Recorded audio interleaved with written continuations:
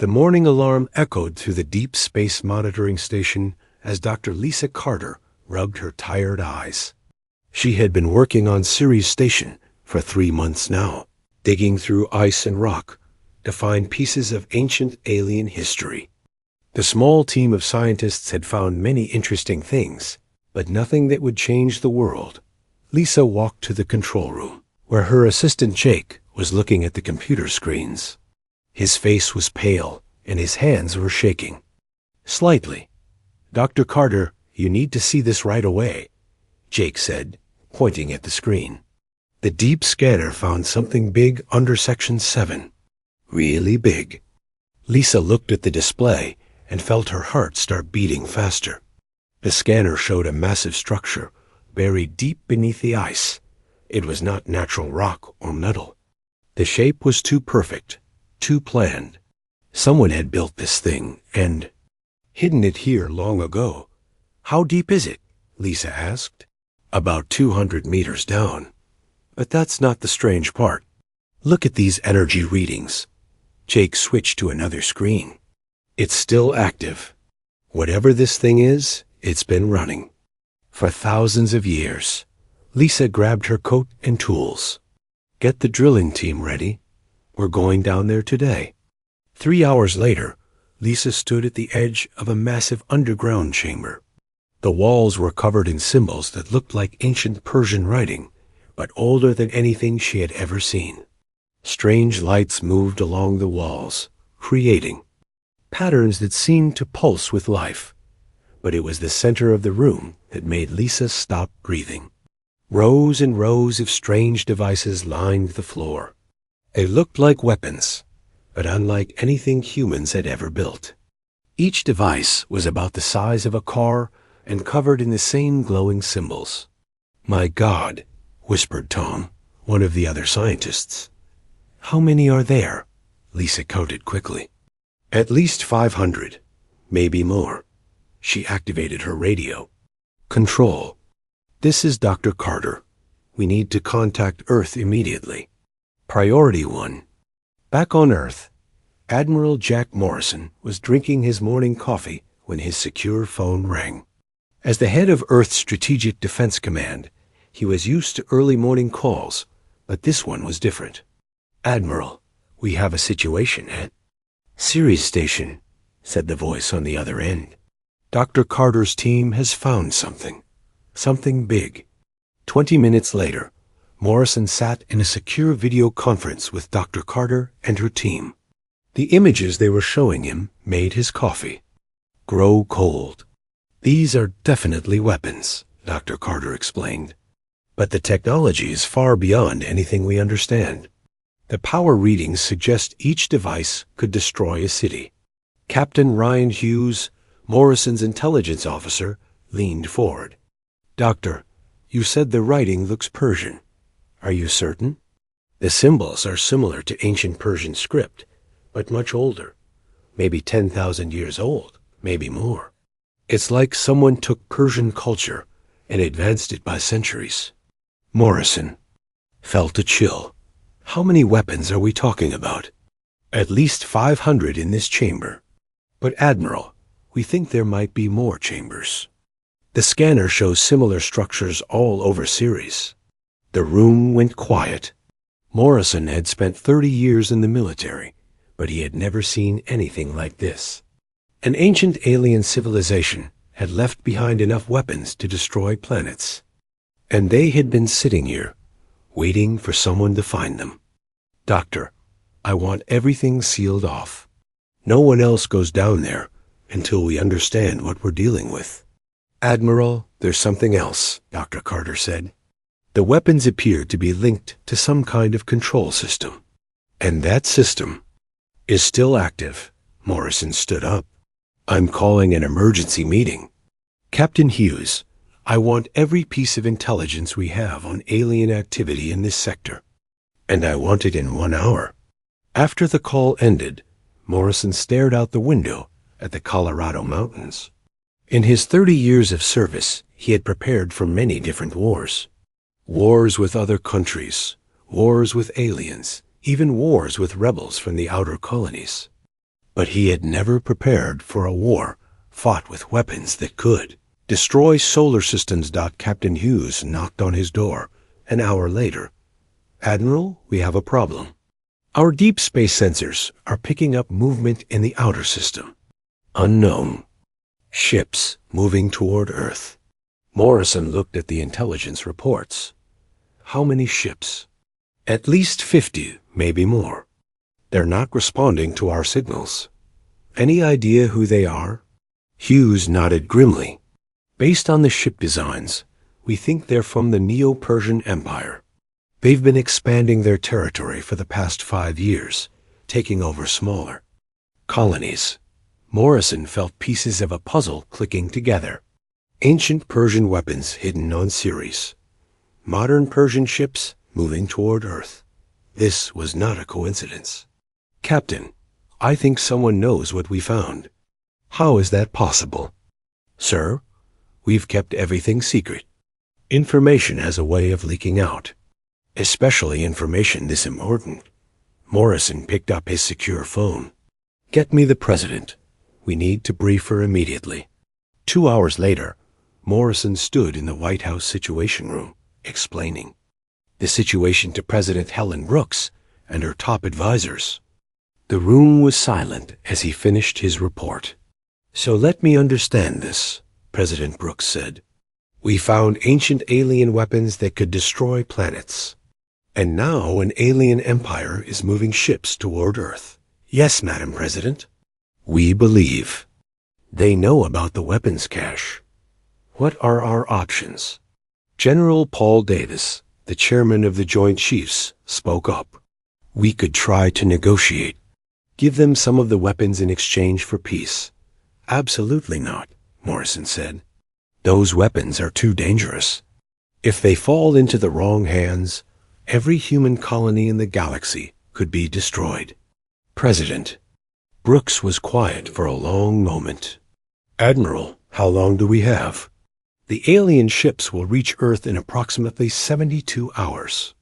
Then we have 72 hours to figure out how to defend ourselves against an empire that has been conquering worlds for decades." She looked around the room. "Gentlemen, this is not just about politics anymore. This is about the survival of the human race." Morrison nodded. "Madam President, I recommend we begin immediate research on the alien weapons. If we can understand how they work, we might be able to defend ourselves." "Do it. And Admiral, prepare our fleets. If diplomacy fails, we'll need to be ready to fight." As the meeting ended, Morrison thought about Dr. Carter and her team, still working in the frozen chambers beneath Ceres. They had been looking for pieces of history, but instead they had found the future of human civilization. The question was whether that future would be one of survival or destruction. President Helen Brooks stood at the window of the Oval Office, watching the sunrise over Washington. It had been 12 hours since Admiral Morrison's briefing, and she had not slept. The weight of humanity's future pressed down on her shoulders. Like a mountain, her phone buzzed. "Madam President, Ambassador Tony Martinez is here to see you." Ambassador Martinez walked into the room with a grim expression. As Earth's representative to the Galactic Council, he had been working through the night to manage the political crisis that was spreading across known space. "Madam President, we have a serious problem," Martinez said. "Word about the weapons cache has leaked. Every major power in the galaxy knows what we found." President Brooks sat down heavily in her chair. "How bad is it?" "The Neo-Persian Empire has officially claimed the weapons as their ancestral property. They're demanding immediate access to Ceres Station. But they're not the only ones. The Rigel Confederacy, the Centauri Alliance, even the Andromedan Trade Union are all making claims." "What does the Galactic Council say?" Martinez shook his head. "They're calling for an emergency session. Most council members want Earth to surrender the weapons to prevent a war. They think we're too young and too dangerous to possess such technology." President Brooks felt anger rising in her chest. "Too young? Too dangerous? We didn't start this." We found these weapons by accident. I know, Madam President. But the galaxy sees it differently.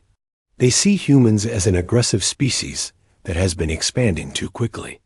They think giving us planet-killing weapons would upset the balance of power. Before President Brooks could respond, General Paul Davis entered the room. His face was pale, and his uniform looked rumpled, as if he had been working all night.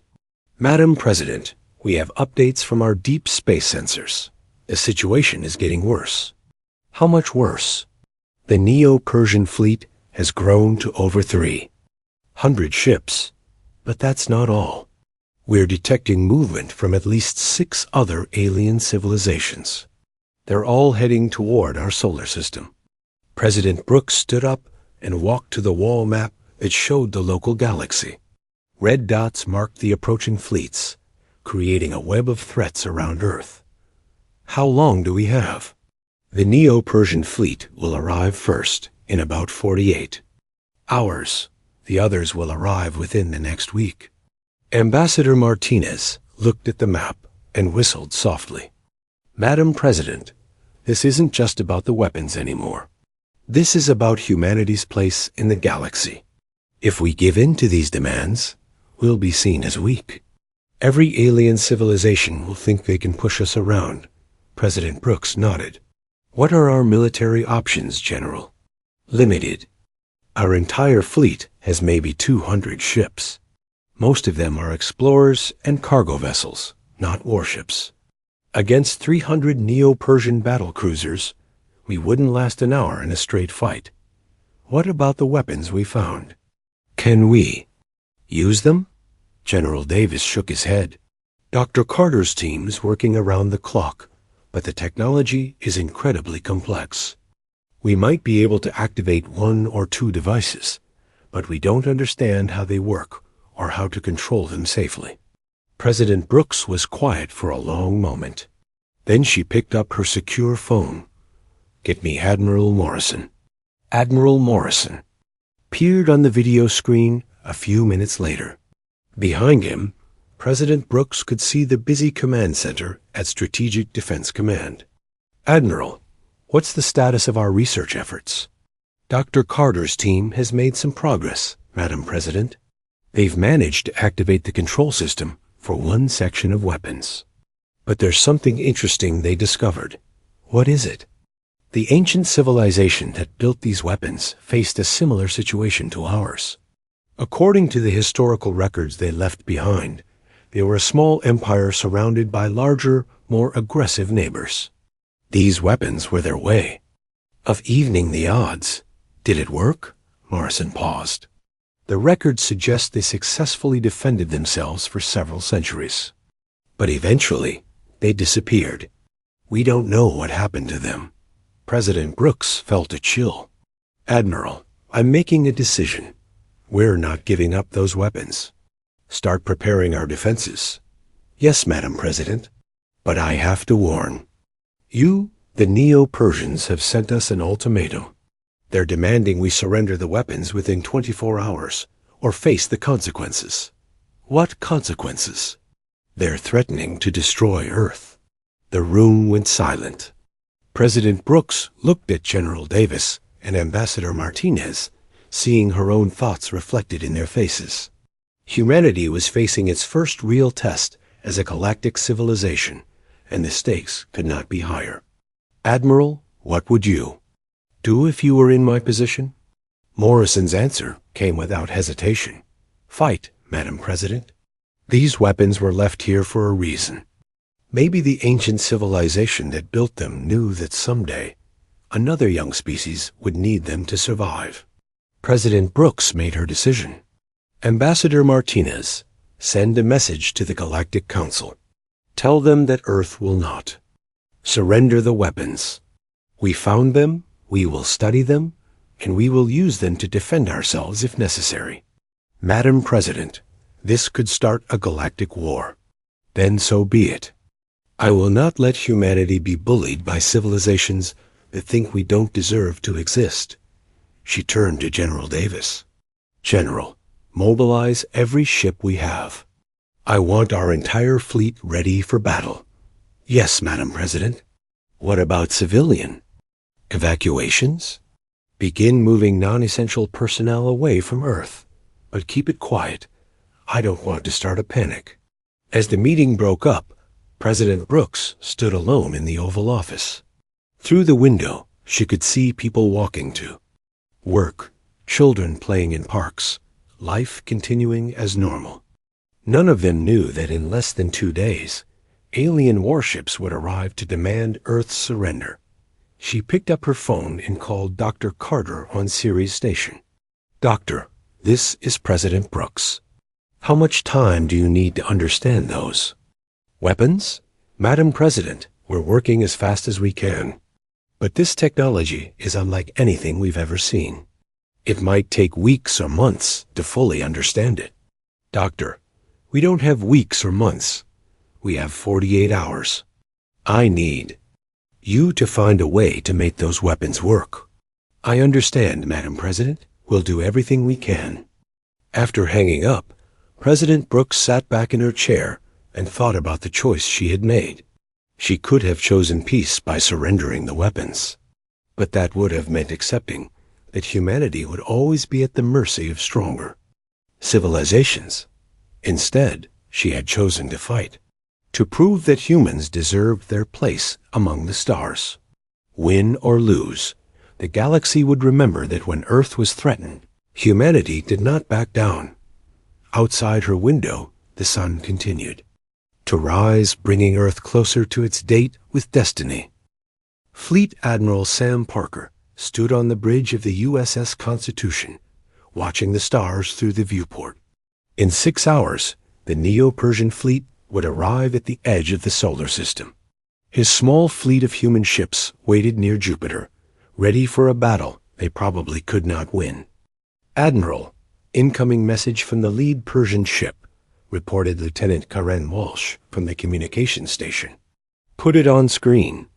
The image that appeared showed a tall alien with dark skin and glowing red eyes.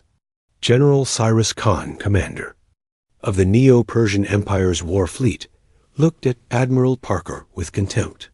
Human Admiral, I am General Khan. You have one final chance to surrender the weapons that belong to our people. Refuse, and we will destroy every human ship and then burn your planet. Admiral Parker stood straight and looked directly at the alien commander. General Khan, those weapons were found on a human research station. They belong to Earth now. If you want them, you'll have to take them. Khan's eyes blazed brighter. So be it. You have chosen death over wisdom. In 1 hour, we attack.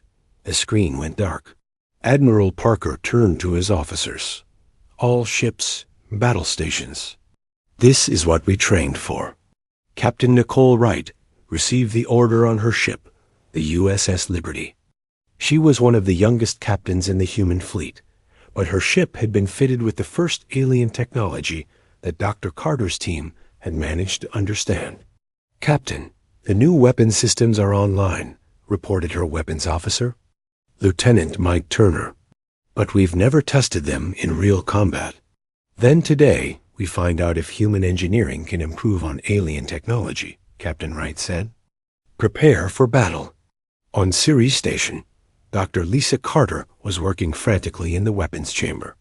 Her team had managed to activate 3 of the ancient devices, but they still did not fully understand how they worked. Dr. Carter, the control. System is responding, called Jake from across the chamber. But the targeting system is in a language we can't read. Keep trying, Dr. Carter said. The fleet is counting on us. Major Luke Henderson was with his Marine unit on the station, setting up defensive positions. His men were equipped with personal shields and energy weapons reverse-engineered from the alien technology. They had never been tested in combat either. Major, we have movement on the outer sensors, reported Sergeant Bill Murphy. Persian ships are heading for the station.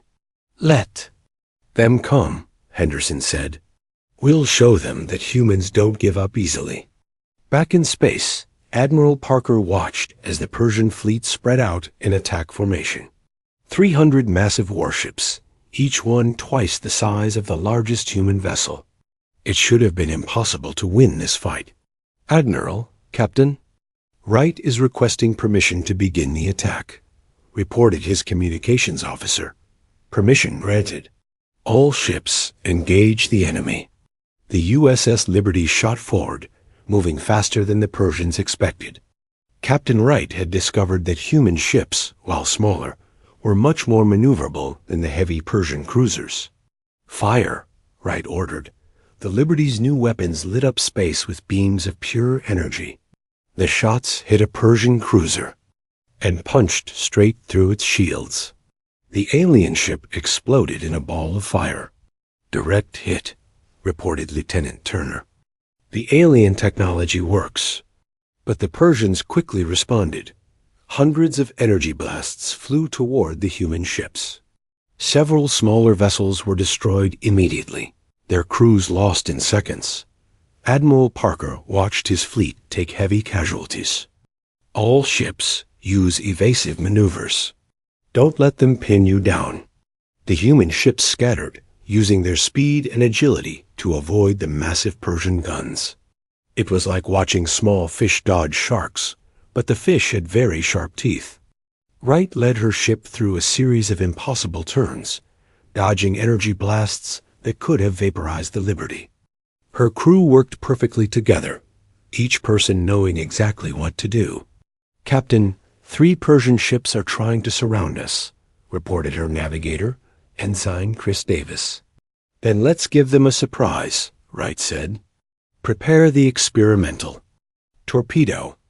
Dr. Ben Thompson had been working on this weapon for the past day. It combined human missile technology with alien energy cores. If it worked, it would be the most powerful weapon humanity had ever built. Torpedo loaded and ready, Turner reported. Fire. The torpedo shot through space and struck the largest Persian cruiser. The explosion was visible from Jupiter's moons, a flash of light that briefly outshone the sun. When the light faded, the cruiser was gone. General Khan watched from his command ship as more of his vessels were destroyed by the surprisingly effective human fleet. These humans fought differently than any enemy he had faced. They did not line up in neat formations to exchange fire. Instead, they struck like lightning and vanished before his ships could respond. General, we're losing ships faster than expected, reported his tactical officer. The humans have weapons we didn't know about. Impossible, Khan said. Humans are a primitive species. They cannot have technology superior to ours. But the evidence was clear. Human ships were destroying Persian cruisers while taking minimal losses. Whatever technology they had found, they had made it better. On Ceres Station, Dr. Carter finally managed to activate the main control system for the weapons cache. Suddenly, the chamber filled with holographic displays showing the battle near Jupiter. Jake, look at this, she called. The weapons system can track everything happening in the solar system. Can we use it to help our fleet? Dr. Carter studied. The controls. The symbols were beginning to make sense, as if the system was teaching her how to use it. I think so. The ancient Persians built this as a defense network. We can coordinate our entire fleet from here. She activated the communications system and contacted Admiral Parker. Admiral, this is Dr. Carter. I can see your entire battle from here. I can help coordinate your attacks. Do it, Doctor. We need every advantage we can get. With Dr. Carter providing tactical information from the weapons cache, the human fleet began fighting more effectively. They could anticipate Persian movements and strike where the enemy was weakest. Major Henderson watched from the station as Persian ships tried to land troops on Ceres. His Marines were ready, their alien-enhanced weapons charged and waiting. Here they come, Sergeant Murphy said. The first wave of Persian soldiers charged into the station, expecting to face primitive human weapons. Instead, they ran into energy shields and plasma rifles that cut through their armor like paper. Hold. The line, Henderson shouted. Don't let them reach the weapons chamber. The battle for Ceres Station was fierce, but the Marines held their ground. The combination of human tactical skill and alien technology proved too much for the Persian. Assault troops dot in space. Admiral Parker saw his chance. The Persian fleet was spread out and confused by the human tactics. It was time for a decisive strike. All ships target their command vessel. Let's end this. Every human ship turned toward General Khan's flagship, their weapons charging for one final attack. Admiral Jack Morrison watched the battle from Earth's command center as every human ship converged on General Khan's flagship. The massive Persian command vessel was 3 times larger than any human ship, but it was alone and surrounded. All ships, concentrate fire on the command ship. Admiral Parker's voice crackled through the communications system. Take out their leader, and the rest might surrender. Captain Wright guided the USS Liberty into position alongside a dozen other human vessels. Their combined firepower lit up space as energy beams and missiles struck the Persian flagship's shields. Captain, their shields are holding, reported Lieutenant Turner. We're not getting through. Wright gritted her teeth. The Persian ship was too well defended. They needed something more powerful than conventional weapons. On Ceres Station, Dr. Carter stared at the holographic display showing the battle. The human fleet was brave, but they could not break through the flagship's defenses. She looked at the massive alien weapons surrounding her in the chamber. Jake, I think it's time to use the main weapons, she said. Are you sure? We don't know what they might do. Dr. Carter placed her hand on the central control panel. The ancient symbols glowed brighter as the system responded to her touch. Somehow, she understood what needed to be done. The ancient Persians built these weapons to protect their homeworld. Now we need them to protect ours. She activated the main firing sequence. Throughout Ceres Station, the alien weapons came to life. Energy coursed through conduits that had been dormant for thousands of years. The entire asteroid began to glow in space. General Khan stood on his bridge as human ships attacked from all sides. His shields were holding, but barely. These humans fought with a ferocity he had not expected. General, we're detecting massive energy buildup from the asteroid, his tactical officer reported. Something is powering up down there. Khan looked at his sensors and felt fear for the first time in decades. The energy readings were off the scale. Whatever the humans had found, it was more powerful than anything in the Persian arsenal. All ships retreat to safe distance, Khan ordered. Prepare to destroy the asteroid. But it was too late. Dr. Carter completed the firing sequence. A beam of pure energy shot from Ceres Station toward the Persian flagship. It was not like any weapon anyone had ever seen. The beam seemed to bend space itself, reaching across millions of kilometers in an instant. The Persian flagship shields collapsed like paper. The beam struck the massive ship and tore it apart from the inside. General Khan had time for one last thought before his ship exploded in a ball of fire that could be seen from Earth. The destruction of their command ship broke the Persian fleet's will to fight. Without their leader, the alien ships began to surrender one by one. Admiral Parker accepted their surrender with grace, proving that humans could be merciful in victory. But the battle was not over. While the main Persian fleet surrendered, other alien civilizations were still approaching. The Solar System, the Rigel Confederacy, the Centauri Alliance, and 3 other powers had sent fleets to claim the ancient weapons.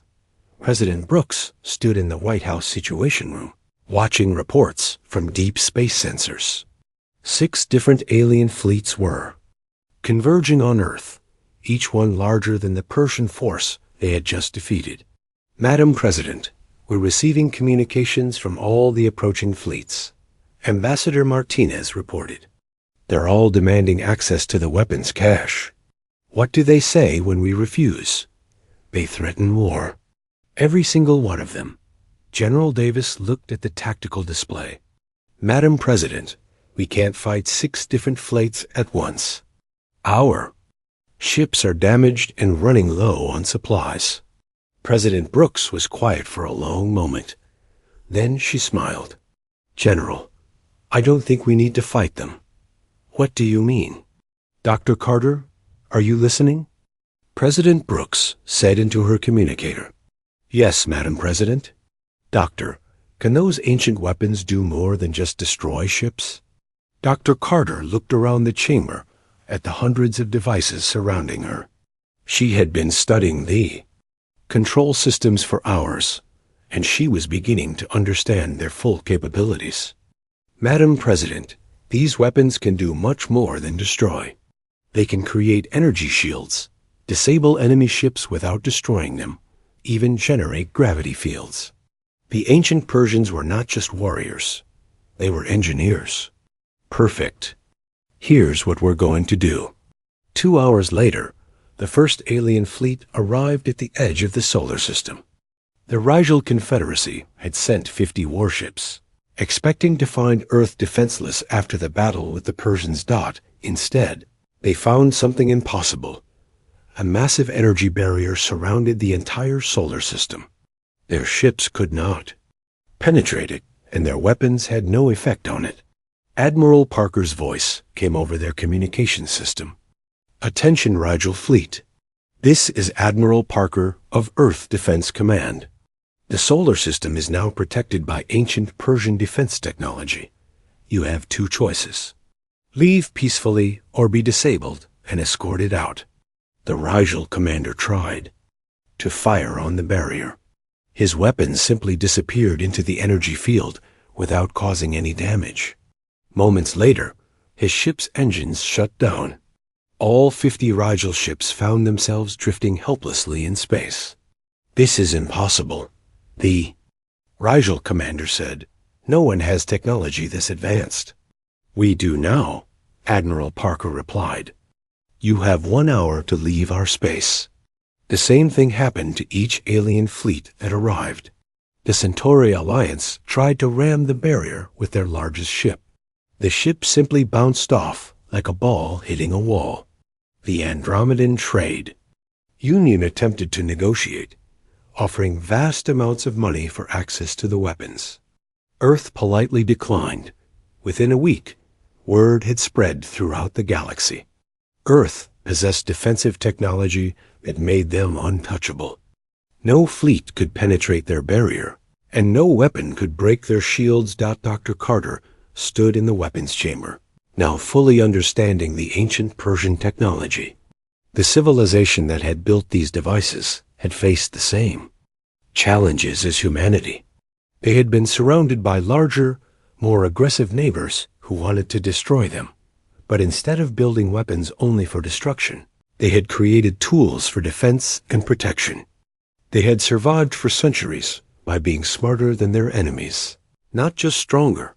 Admiral Morrison joined President Brooks in the Oval Office as reports came in from around the galaxy. The alien civilizations that had threatened Earth were backing down. Some were even requesting trade agreements and diplomatic relations. Madam President, it seems our message was received loud and clear, Morrison said. What message is that, Admiral? That humanity will not be bullied, that we can defend ourselves, and that we're smart enough to turn ancient weapons into tools for peace. President Brooks looked out the window at the peaceful streets of Washington. Children were playing in parks again, and people were going about their normal lives. They had no idea how close they had come to destruction, or how their planet had become one of the most powerful worlds in the galaxy. Admiral, what do you think the ancient Persians would say if they could see us now? Morrison smiled. I think they would be proud. We took their weapons and made them better. We used their technology, not just to destroy our enemies, but to protect our future. Earth had passed its first test as a galactic civilization. Humanity had proven that they deserved their place among the stars, not through conquest, but through courage, intelligence, and the refusal to surrender in the face of overwhelming odds. The galaxy would remember the day that Earth said no to bullies and backed it up with ancient Persian fire.